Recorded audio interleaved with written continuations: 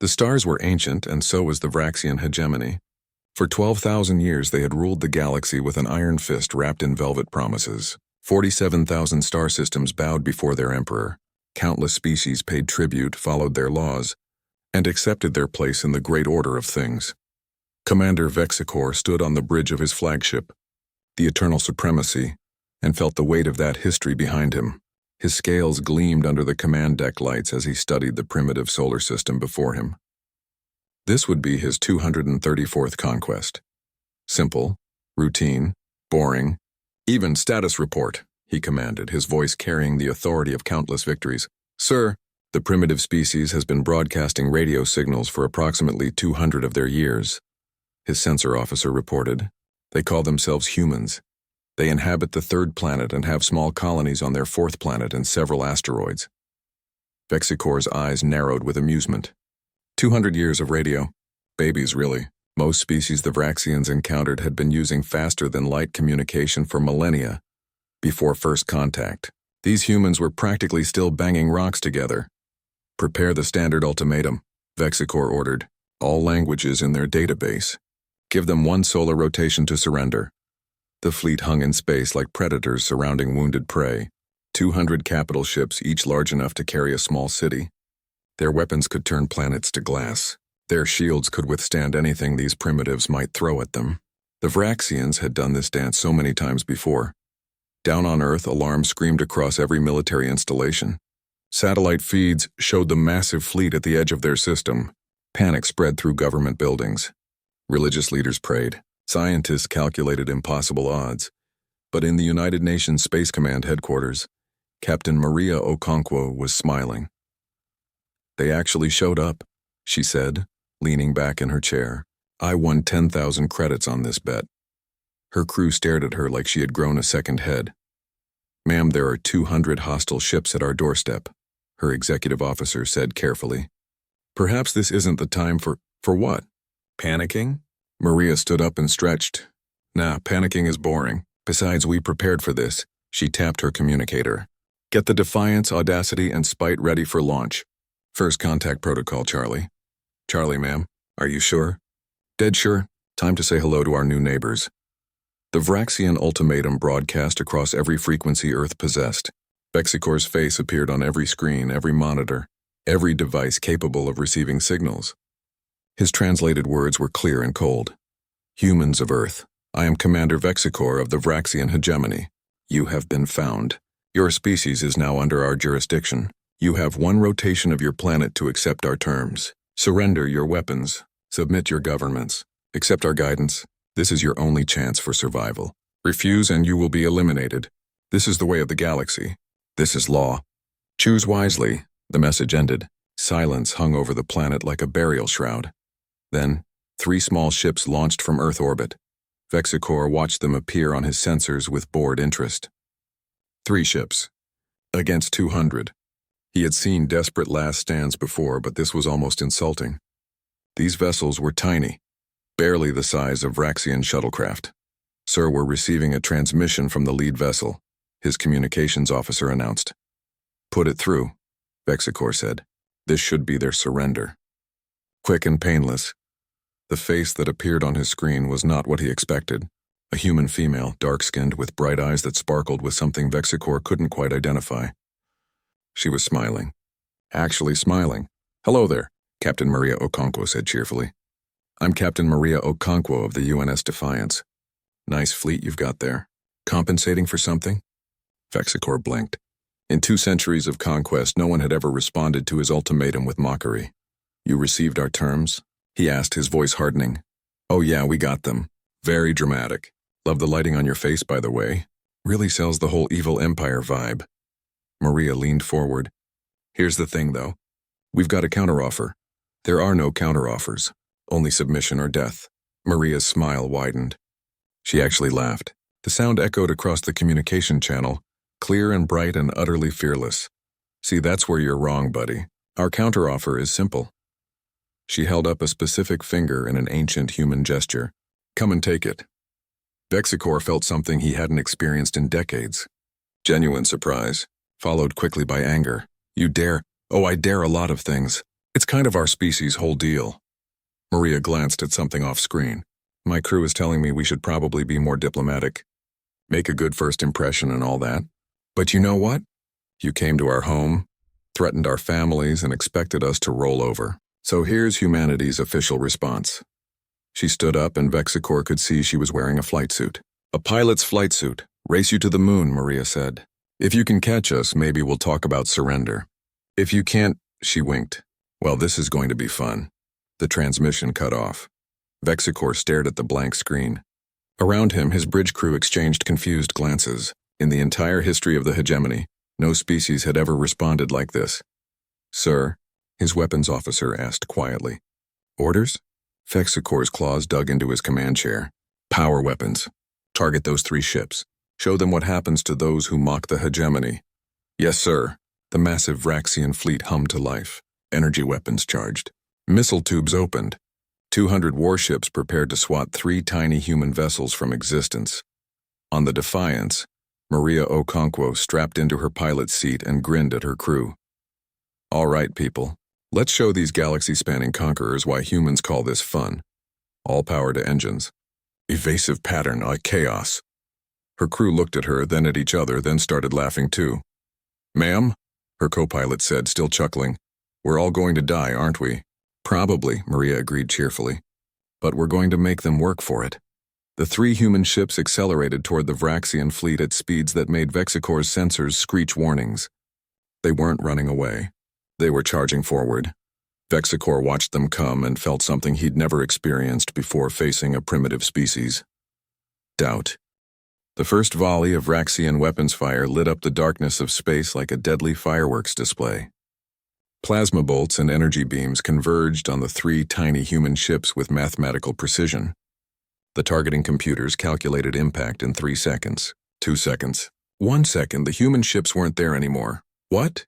Vexicor leaned forward in his command chair, eyes fixed on the tactical display. Where did they go? Sir, they dodged, his tactical officer said, voice uncertain. All 3 vessels executed high-speed evasive maneuvers. They're now at coordinates. I can see that, Vexicor snapped. How? Those turns should have liquefied their crews. The G-forces alone. The Defiance spun through space like a dancer, its engines burning bright as it wove between incoming fire. Inside, Maria felt the pressure pushing her into her seat. 3 Gs, maybe 4. Her heart pounded. Her blood sang. Woo, she shouted, pulling the ship into another impossible turn. Now this is living! Her crew was laughing, shouting, calling out targets and trajectories. The whole bridge felt alive with energy. This was what they had trained for. What humans had built their ships for. Speed, maneuverability, the thrill of the chase. Target lock on Hostile 973, her weapons officer called out. Permission to engage? Light them up, Maria confirmed.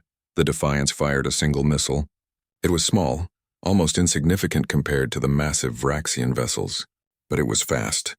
Impossibly fast. It slammed into the shield of a Vraxian destroyer with enough kinetic energy to make the entire ship shudder. Minimal damage to enemy shields, the weapons officer reported, but they definitely felt that.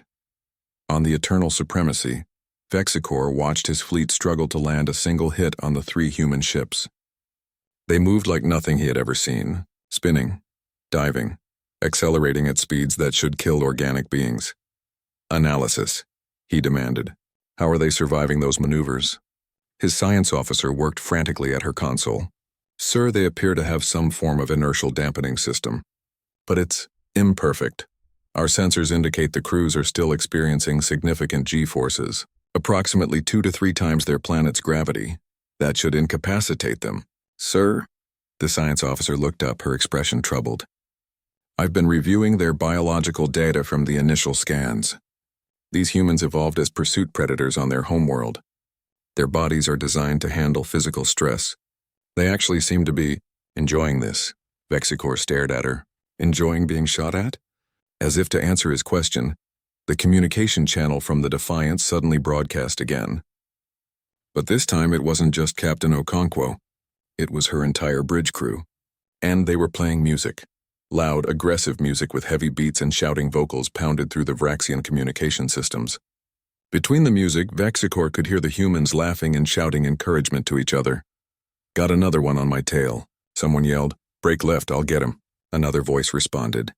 "This is better than the Mars run. Nothing's better than the Mars run." More laughter. Vexicor cut the transmission, his blood running cold. These weren't soldiers following orders. These weren't even proper military vessels. He pulled up the ship registry data his computers had scraped from human networks. The Defiance, Audacity, and Spite were registered as racing corvettes. Racing ships, modified civilian vessels that humans used for entertainment purposes. "How many actual military vessels do they have?" Vexicor asked quietly. The sensor officer's face went pale. "Sir, we're detecting new launches from the third planet. 200 ships, another 150 from the fourth planet, and... Sir, there are approximately 90 vessels emerging from the asteroid belt." Vexicor watched his tactical display fill with new contacts. Over 400 human ships all accelerating toward his position. And if the racing ships were this difficult to hit, what would their actual warships be like? "Reinforcements," he said. "Request immediate reinforcements from the nearest fleet. Priority Alpha." "Sending now, sir." The human fleet spread out as it approached, each ship taking its own path, its own trajectory. There was no formation, no orderly battle line. They moved like a swarm of angry insects, each one independent but somehow coordinated. Captain Maria Okonkwo watched the reinforcements arrive on her display and allowed herself a fierce grin. The real Earth Defense Force was here. Mars Colony Guard was here. The Belt Miners Militia was here. Every human with a ship and a weapon was coming to this fight. "Open channel to all human vessels," she ordered. "Let's introduce ourselves properly." When the channel opened, it was chaos. Hundreds of voices all talking at once. Jokes, insults directed at the Vraxians. Betting pools on who would score the first kill. Someone was arguing about sports scores. Another person was complaining about coffee rations. And then Admiral Chen's voice cut through it all. "All right, you beautiful maniacs, listen up." Admiral Chen commanded from the bridge of the UNS Indomitable, the flagship of Earth's defense fleet. "We've got guests who came here thinking we'd roll over and play dead. I say we show them what happens when you poke a sleeping bear. You all know the drill. Stay alive, keep moving, and make them regret every decision that led them to our doorstep. Humanity doesn't kneel, humanity doesn't quit, and humanity definitely doesn't surrender to oversized lizards with delusions of grandeur." Cheers erupted across the communication channels. "One more thing," Chen added, his voice serious now. "A lot of you out there are miners, racers, and freight haulers. Not soldiers. Nobody will blame you if you want to turn around. This isn't your fight." Silence fell over the channels for a moment. Then someone, a gruff voice with a thick asteroid belt accent, spoke up. "Admiral, with all due respect, go to hell. They came to our home. That makes it everybody's fight." More cheers. More voices agreeing. Maria felt tears prick her eyes. This was humanity. Fractious, argumentative, stubborn, and absolutely refusing to back down when threatened. "All ships," she transmitted. "Engage at will. And somebody please tell me someone brought the good music playlist." The human fleet hit the Vraxian formation like a tidal wave of chaos. Ships dove and spun. They fired missiles, energy weapons, and in one memorable case, a cargo hauler emptied its hold of iron ore at relativistic speeds toward a Vraxian cruiser. The improvised weapon tore through shields and armor like paper. Vexicor watched his carefully ordered fleet dissolve into confusion. The humans weren't fighting like any species he'd encountered. They had no discipline, no formation, no sense of self-preservation. They threw themselves at his ships with reckless abandon, and they were winning. His fleet had achieved an 8% hit rate on human vessels. 8%. That should have been devastating. Most species surrendered at 5% losses, but the humans kept coming, kept fighting, kept laughing. "Sir, casualties at 12%, his executive officer reported, voice shaking. "We've lost 24 ships. 16 more heavily damaged. 12%. Unthinkable. Catastrophic. In the entire history of the hegemony, no fleet had ever sustained such losses without retreating." "And the humans?" Vexicor asked, though he dreaded the answer. "Approximately 28% casualties, sir. But their remaining ships are... They're not withdrawing. They're still attacking. Some of the damaged vessels are continuing to fight." Vexicor watched a human destroyer with half its hull torn away ram itself into one of his cruisers. Both ships exploded in a brilliant flash. His hands trembled as he reached for the communication console. "Contact the Emperor," he said quietly. "Tell him we need help." "Tell him," he swallowed his pride. "Tell him we underestimated them." In the Vraxian Military Academy, every officer learned the sacred percentages. 5% casualties meant strategic withdrawal. 10% meant immediate surrender. 15% meant the annihilation of your species was imminent. These were not suggestions. These were laws written in the blood of 10,000 civilizations. Commander Vexicor stared at his casualty reports and felt his world crumbling. 18% losses. 18. And the humans were still fighting at 32% casualties. "It's not possible," he whispered. "No species fights past 20%. It's biological. They should be breaking. They should be surrendering." His communications officer looked up from her station, her scales pale with stress. "Sir, we're intercepting human fleet communications." "I think you should hear this." She put it on the bridge speakers. "Medical to Section 7, we've got wounded. Tell them to walk it off, we're busy. The Persistence just lost main power. They're drifting. Can they shoot? Secondary batteries are still operational. Then they're still in the fight." Moving on, Vexicor listened in horror as the humans calmly discussed catastrophic damage as minor inconveniences. A ship called the Indomitable was apparently operating with 40% of its crew injured, and they were joking about it. "Somebody get Commander Roberts to medical," a voice said. "Roberts is medical," another voice replied. "He's treating people with one arm. The other one got blown off. Metal as hell. Give him a promotion." Laughter. They were laughing. Admiral Chen's voice came through every human channel. He had been broadcasting periodically, and Vexicor had started listening to understand these mad creatures. "All human vessels. This is Admiral Chen. Some of you are new to military operations, so let me explain how we do things. In human history, we fought wars that killed 3% of our entire global population. We called it World War I. Then we did it again 20 years later and called it World War II. We invented nuclear weapons and immediately asked, how big can we make these? We looked at space, a vast deadly vacuum that wants to kill us, and said, I bet I can walk on that. We are, as a species, absolutely terrible at knowing when to quit." Cheers and applause echoed across the channels. Chen continued. "The Vraxians follow something called acceptable loss doctrine.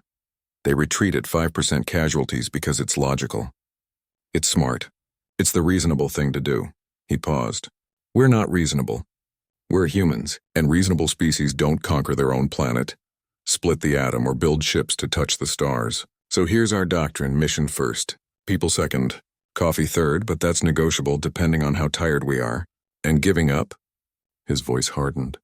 "Not even on the list." Vexicor cut the transmission. He couldn't listen to anymore. These humans were insane, but they were winning through sheer refusal to acknowledge reality. A priority alert flashed on his console.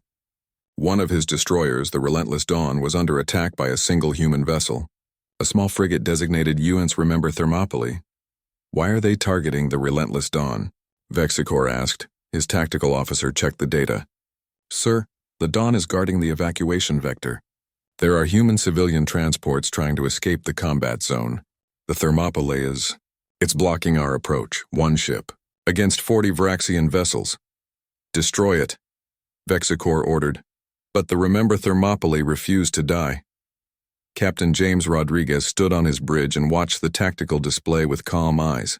His ship was falling apart around him. Hull breaches on every deck, weapon systems failing, life support critical. His crew of 93 was down to 42. "Sir, the last transport just made it to minimum safe distance," his executive officer reported. "They're jumping to FTL, they made it." Rodriguez nodded. "Good, that's good. Sir, we should withdraw. We've done our job." Rodriguez looked at his officer. Young kid, maybe 25. Same age Rodriguez had been when he joined the service. "Check our engines." "Can we make FTL?" "No, sir. Drive's completely shot. Weapons?" "We've got one missile left and the forward laser array. Maybe 3 shots before it burns out." Rodriguez smiled. "Then we're not done yet. Those 40 Vraxian ships could still catch those transports if we let them through. So we don't let them through. Sir, that's suicide. Son, I'm 58 years old. I've got bad knees, worse coffee habits, and my ex-wife got the beach house. If I'm going out making sure those families get home safe. Rodriguez sat in his command chair. All remaining crew to escape pods. That's an order. Captain, that's an order, Lieutenant. Get them out. I can fly this bucket alone for a few more hours. The crew didn't want to go. He could see it in their faces. But orders were orders. They filed to the escape pods, and Rodriguez sealed the bridge behind them. For 6 hours, James Rodriguez and the Remember Thermopylae held the line. He dodged when he could. Fired his last missile at a cruiser sensor array, blinding it. Used the laser to cripple engines. Rammed his ship into a destroyer shield generator when he ran out of other options. The Vraxians threw everything at him. He took it all and asked for more. In the end, 40 Vraxian ships destroyed one human frigate. But it took them 6 hours. And the transports escaped. Rodriguez's last transmission was 5 words. Worth it. Thermopylae stands again. The Remember Thermopylae exploded in a brilliant flash that lit up the battle space. On the Eternal Supremacy, Vexicor watched the human ship die and felt something break inside him. That captain had known he would die, had sent his crew away, had chosen to sacrifice himself for others. Why? Vexicor asked the empty air. Why would he do that? His science officer, who had been studying human culture during the battle, spoke quietly. Sir, I've been researching human history. That ship's name, Thermopylae, refers to an ancient battle on Earth. 300 soldiers held a narrow pass against an army of thousands. They all died. The humans remember them as heroes 3,000 years later. Vexicor closed his eyes. They celebrate their dead. They celebrate those who died protecting others, yes. They have a concept they call duty. It's stronger than fear, stronger than logic, stronger than survival instinct. Across the human fleet, word spread about the Thermopylae. The laughter stopped. The jokes quieted. But the fighting didn't stop. It intensified. Every human ship fought harder. They weren't angry. They were determined. One of their own had shown them what it meant to stand firm. They would honor that sacrifice the only way they knew how, by refusing to yield. Vexicor's casualties climbed to 20%, 25%, 30%, numbers that should have been impossible. His officers begged him to withdraw. Standard doctrine demanded it. The Emperor would understand. But Vexicor couldn't move. He watched these humans fight and die and keep fighting, and he couldn't comprehend it. A priority transmission arrived, encrypted with the Emperor's personal seal. Vexicor opened it with shaking hands. Commander Vexicor, Emperor Zalthun's voice was cold as the void. I have received your reports. I have reviewed your performance. You have disgraced the hegemony by allowing primitive creatures to inflict such casualties. I am coming personally with the Grand Armada to correct your failures. Hold your position. The humans will learn what it means to defy the Vraxian Empire. The transmission ended. Vexicor looked at his remaining ships, his exhausted crew, his mounting casualties. Then he looked at the humans still fighting, still refusing to break. And for the first time in his military career, Commander Vexicor wondered if maybe, just maybe, the Vraxian Empire had made a terrible mistake. News traveled fast in the galaxy, even when governments tried to suppress it. Within days, every spacefaring species knew about the humans. The primitives who had said no. The tiny species that had made the Vraxian hegemony bleed. On the trading world of Nexus Prime, 12 different species gathered in underground establishments to watch the battlefeeds. Officially, observing military conflicts was illegal. Practically everyone was doing it. 10,000 credits says the humans break within the hour. A Quillari merchant chittered, his translator rendering the sounds into Galactic Common. You're insane. A Tholian trader responded, her tentacles waving in agitation. They're at 40% casualties and still fighting. I'll take that bet. The feeds showed human ships, battered and burning, still firing at Vraxian vessels. The commentators, enterprising journalists from a dozen species, provided analysis in hushed, awed tones. Never seen anything like this. Biological readings show the human crews are terrified, but they're not running. Just intercepted a transmission where they're singing. They're singing during combat. The Galactic Council, that ancient and ineffective body that supposedly governed interstellar relations, held an emergency session. Representatives from 200 species gathered to discuss the human situation. "We must intervene," the Quillari representative insisted. "The Vraxians will exterminate them." The Vraxians offered terms, the Tholian ambassador countered. The humans refused. This is their choice. But they didn't know what they were refusing. They're barely a space-age civilization. A third voice, a Nexian diplomat known for his pragmatism, spoke up. "Perhaps we should consider what it means that they're still fighting. The Vraxian hegemony has conquered 47,000 systems. Not one species has lasted more than a planetary rotation. These humans have been fighting for 6 days." Silence fell over the council. Then Emperor Zalthun's declaration arrived. It was broadcast on every channel, translated into every language impossible to ignore. The Emperor's form filled screens across the galaxy. He was massive, his scales gleaming gold, his eyes cold and ancient. Behind him stood the Grand Armada, 2,000 warships representing the full might of the Vraxian hegemony. "People of the galaxy," Emperor Zalthun began, his voice resonating with power. "You have heard of the human rebellion. This ends now. I bring the Grand Armada to show what happens to those who defy order. Let this be a lesson to any who consider resistance. The Vraxian hegemony is eternal. The Vraxian hegemony is absolute. The humans will kneel, or they will cease to exist. This I declare." The transmission ended. On Earth, in the command center deep beneath the Rocky Mountains, humanity's leaders watched the Emperor's declaration with grim faces. 2,000 ships, the Secretary General said quietly. "We have 400 left operational. The odds are impossible." Admiral Chen stood at the tactical display, studying the incoming fleet. "The odds were impossible 6 days ago, too. We're still here." "We can't win this, Admiral." "No," Chen agreed, "probably not. But we can make them remember us." He turned to face the assembled leaders. "I need a decision. Do we surrender, or do we fight?" The room fell silent. Outside, across Earth, across Mars, across every human settlement in the solar system, people waited. They knew the Emperor was coming. They knew what it meant. Maria Okonkwo, her ship heavily damaged but still flying, transmitted a message to Earth Command. "Sir, the fleet is asking for guidance. What are your orders?" Chen looked at the faces of humanity's leaders. He saw fear there, desperation, but also something else. That stubborn human pride that had carried them from caves to the stars. The Secretary General stood. "Broadcast this on all channels, not just military, civilian too. Let everyone hear it." Chen nodded and opened the transmission. "People of Earth, people of Mars, people of the Belt and beyond. This is Secretary General Morrison. You've all seen the Emperor's message. You know what's coming. 2,000 ships against our few hundred. By every logical calculation, we should surrender." She paused. "But I've been reading human history while we wait, and I've learned something. Humans don't do well with should.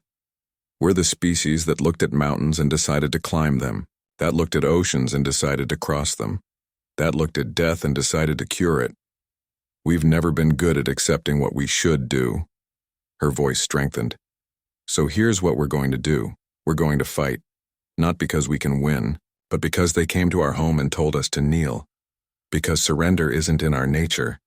Because if we're going to lose, we're going to lose on our feet, not on our knees.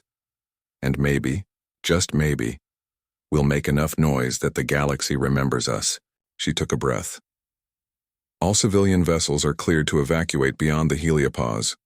All military vessels will prepare for battle. And to the Vraxian Empire, here's our message. Come and get us. We'll be waiting." The transmission ended. Then something unexpected happened. Across human space, civilian ships didn't evacuate. They armed themselves. Mining vessels, cargo haulers, personal yachts, anything with an engine and room for a weapon. They formed up with the military fleet. "Sir, we're getting thousands of volunteers," the communications officer reported, voice breaking with emotion. They're saying they'd rather die free than live as slaves."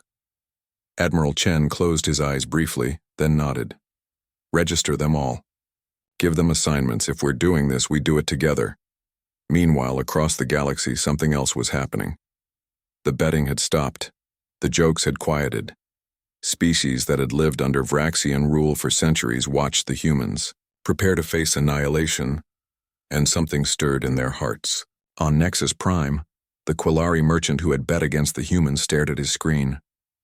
They're not backing down. The Emperor himself is coming, and they're not backing down.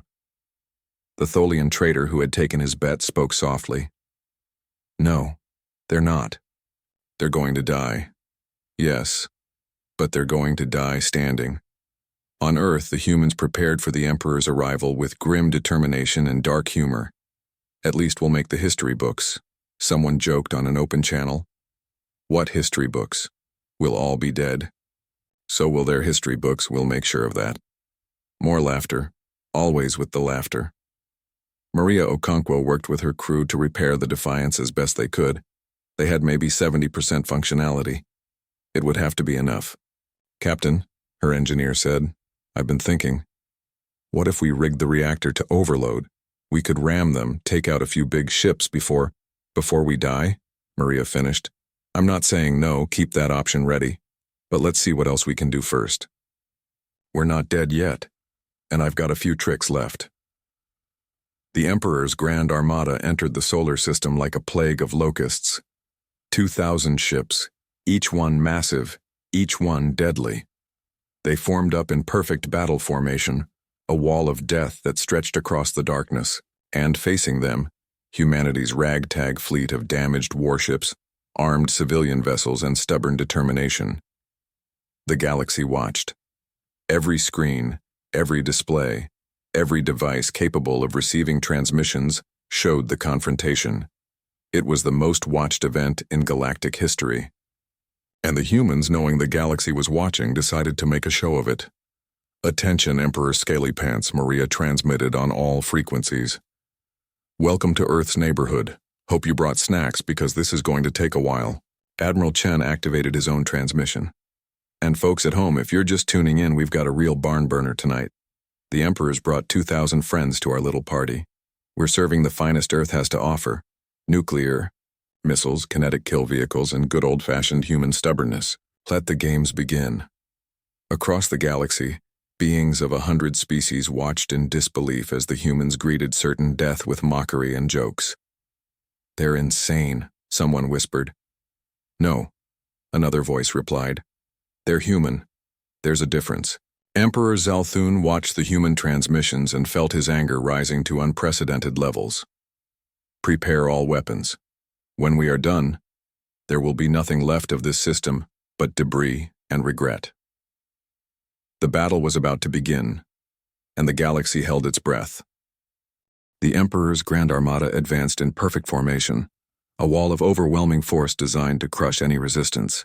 Emperor Zalthun watched from his flagship, the Eternal Dominion, expecting the humans to break at any moment.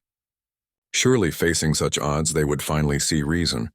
Instead, 7 new ships emerged from behind Jupiter's moon, Ganymede. Sir, the sensor officer called out, we're detecting unknown vessels. They don't match any human ship designs in our database. Emperor Zalthun leaned forward. The 7 ships were different, sleeker. Strange energy signatures pulsed around them. What are those? On the lead vessel, the UNS Probability Zero, Captain Sarah Chen, the Admiral's daughter, smiled at her crew. All right, people. We've been testing these toys for 3 years. Time to see if they work. And if they don't, her weapons officer asked, then we explode in a really impressive way. Either way, we make history. The prototype fleet, humanity's secret weapons development program, had been asking dangerous questions for years. Questions like, what if we mount FTL drives on missiles? And can we make artificial intelligence that controls 1,000 drones at once? And what happens if we ignore every safety regulation ever written? The answers to those questions were about to be demonstrated. Prototype fleet, this is Probability Zero, Sarah transmitted. Engage protocol chaos. Show them what happens when humans ask what if and nobody tells us no. The first prototype ship, the Terrible Idea, launched what appeared to be a single missile. Except this missile disappeared in a flash of distorted space, then reappeared inside the shields of a Vraxian battleship. The FTL missile concept worked. The battleship exploded from the inside. The second ship, Hold My Beer, released what looked like a small cloud. The cloud separated into 10,000 autonomous drones, each one equipped with plasma cutters designed for asteroid mining. They swarmed over 3 Vraxian cruisers like piranhas, cutting through armor with industrial efficiency. The third ship, ironically named Perfectly Safe, fired an experimental weapon that the scientists had called the Geneva Suggestion Violator. It worked by destabilizing the quantum fields that held matter together. The target Vraxian destroyer simply ceased to exist on a molecular level. There was no explosion. It was just gone. Emperor Zalthun watched in horror as his ships began dying in ways that shouldn't be possible. What is this? What are they doing? His science advisor was frantically scanning the new weapons. Sir, these technologies shouldn't exist. They're breaking fundamental laws of— I don't care what laws they're breaking, Zalthun roared. Destroy those ships! But the prototype fleet was already moving, each ship demonstrating weapons that were brilliant, terrifying, and occasionally failed spectacularly. The Maybe Tomorrow tried to fire its experimental gravity weapon, which promptly overloaded and created a temporary singularity that sucked in both the target and, unfortunately, the Maybe Tomorrow itself. Well, that one needs work, Sarah noted calmly. Mark it for revision 2.0. The battle raged for hours. The humans threw everything at the Grand Armada. Conventional weapons, experimental weapons, and in one memorable case a modified mining ship that simply rammed into a Vraxian flagship at 0.3 times the speed of light. The impact was visible from Mars. Emperor Zalthun's casualties mounted. 50 ships, 100, 200. The numbers climbed in a way that made his ancestors weep, and still the humans fought. But Zalthun could see the truth. Humanity was losing. For every Vraxian ship destroyed, 3 human vessels died. The mathematics were inexorable. The humans would be extinct within hours. Prepare my personal message, Zalthun ordered. I will offer terms one final time. His communication went out on all frequencies. Humans, you have fought bravely. Foolishly, but bravely. I acknowledge your courage. But this ends now. Surrender, and I will spare your species. You will live as subjects of the hegemony. Refuse, and I will turn your worlds to ash. Choose. On the Defiance, Maria Okonkwo listened to the offer. Her ship was barely holding together. Most of her crew was injured. They had minutes of life support left. Well, her executive officer asked, what do we do? Maria looked at her crew, saw their tired faces, saw their determination. Then she opened a channel. Emperor Zalthun, this is Captain Maria Okonkwo. I've got a counter-offer. There are no counter-offers. Sure there are. Here's ours. Stop shooting at us and we'll stop shooting at you. Not a surrender. A ceasefire. Then we talk. Not about us kneeling. About trade, mutual defense, maybe some cultural exchange. You've got great ship designs but terrible engines. We've got fast ships but could use better shields. Seems like we could help each other. Zalthun was silent for a long moment. You dare offer me terms? You're losing. Oh, we're definitely losing, Maria agreed cheerfully. But you've lost 300 ships to primitives who've been in space for less than 3 centuries. How's that going to look in your history books? Emperor Zalthun barely defeated the humans after bringing 2,000 ships. Great legacy there. Admiral Chen cut in on the channel. She's right, Your Imperial Majesty. You can win this fight, kill every human, turn Earth into glass, but your empire will remember that it took the Grand Armada to defeat us. Every species you conquer from now on will know that humans made you bleed, or— He paused.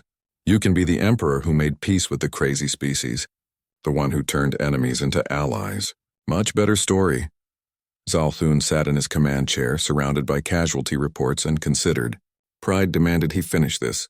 Complete the extermination. Show the galaxy that defiance meant death. But wisdom, gained over 10,000 years of Vraxian history, suggested something else. What exactly are you proposing? He asked carefully. 12 hours later, the galaxy watched in shock as the Emperor's flagship and Admiral Chen's battered command ship met in neutral space. The negotiations took 3 days. Humanity agreed to respect Vraxian borders. The Vraxians agreed to recognize human sovereignty. Trade agreements were established. Technology exchanges were arranged. Both sides agreed to a mutual defense pact. "This is unprecedented," Zalthun's advisors protested. "The hegemony doesn't make deals with primitives." "The hegemony doesn't lose 300 ships to primitives either," Zalthun responded. "Times change. We adapt." The treaty was signed aboard the Defiance with Maria Okonkwo as host. It seemed fitting. 5 years later, human ships were everywhere in the galaxy. Human music blasted from alien speakers. Human engineers improved Vraxian ship designs. Vraxian shield technology protected human colonies. The word human became synonymous with unpredictable but useful. Captain Maria Okonkwo, now promoted to Commodore, sat in a bar on Nexus Prime. Across from her sat Commander Vexicor, retired from military service and now working as a trade liaison. "I still don't understand," Vexicor said, nursing a drink. "How did you know we wouldn't destroy Earth?" Maria sipped her whiskey. "We didn't. But we figured if we're going out laughing. Life's too short to spend it on your knees. You could have all died. Yeah, but we didn't, and now look at us. You're drinking human whiskey, I'm flying a ship with Vraxian shields, and yesterday I saw a human Vraxian fusion restaurant on Mars." She grinned. "Besides, you know what humanity's greatest weapon is?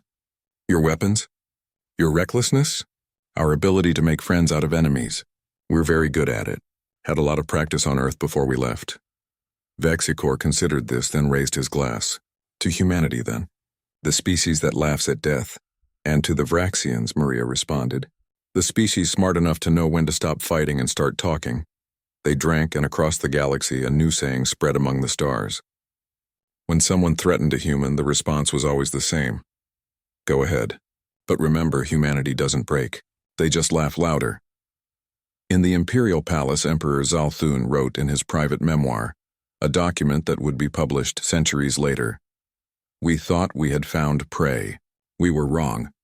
We found predators who had forgotten they were predators until we reminded them. We found a species that values freedom over life itself, that charges toward death with jokes on their lips, that turns enemies into trading partners within a decade. The hegemony has conquered thousands of species, but humanity conquered us in a way we never expected. They made us their friends. And against that weapon, our empire had no defense. On Earth, in the rebuilt Monument Square, a statue stood commemorating the war. It showed Captain Rodriguez of the Remember Thermopylae, Admiral Chen coordinating the defense, and Maria Okonkwo with her impossible grin. The plaque beneath read simply, "They came to make us kneel. We taught them to laugh instead." And across the galaxy, whenever humans met other species, the greeting was always the same. "Want to be friends? Fair warning, we're a bit crazy. But we're loyal, we're fun, and we make really good allies. Also, never threaten us. We take that as a challenge, and we love challenges." Most species learned to love humans. The few that didn't learn to avoid them. Either way, the galaxy was never boring again.